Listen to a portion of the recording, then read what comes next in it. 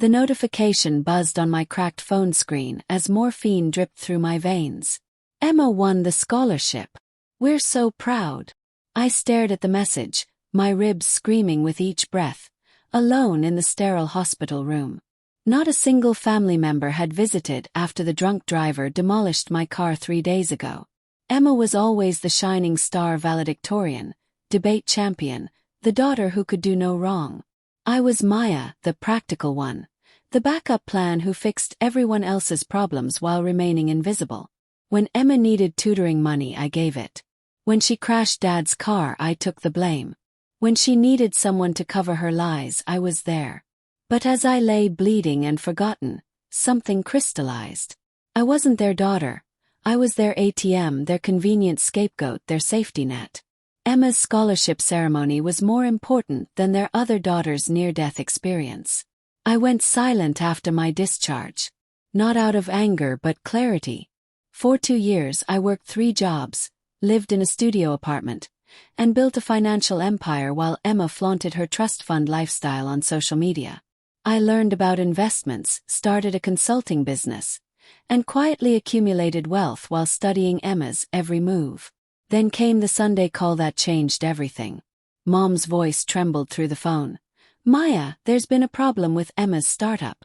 The FBI is investigating her for embezzlement. She needs help, financial help. You're the only one who can save her. The irony was delicious. The golden child who had everything handed to her had been cooking books, stealing from investors, living a lie built on fraud. And now they wanted me, the forgotten daughter, to rescue her with my hard-earned money. Where were you when I was dying in that hospital bed? I asked calmly. Mom's silence spoke volumes. Emma arrived at my penthouse the next morning, designer clothes wrinkled, panic in her eyes. She didn't apologize for the years of neglect or acknowledge my success. She just demanded $200,000 like it was her birthright. This is temporary, Maya. You'll get it back with interest. We're family. I smiled, remembering every ignored birthday, every overshadowed achievement, every time I was treated like furniture while she basked in their adoration. No. Her shock was palpable. You'd really let me go to prison? After everything our family has done for you. What exactly has our family done for me, Emma? What she didn't know was that I'd been 3 steps ahead for months. I'd discovered her fraudulent activities during my own research into startup investments. I'd compiled evidence, documented every illegal transaction, every forged signature, every stolen dollar. I'd also been the anonymous whistleblower who contacted the FBI. The manila envelope containing bank records, falsified documents, and email trails had already sealed her fate. I didn't destroy Emma. She destroyed herself. I just made sure justice found its way to her doorstep. A week later, news broke. Tech prodigy arrested in $1 million fraud scheme.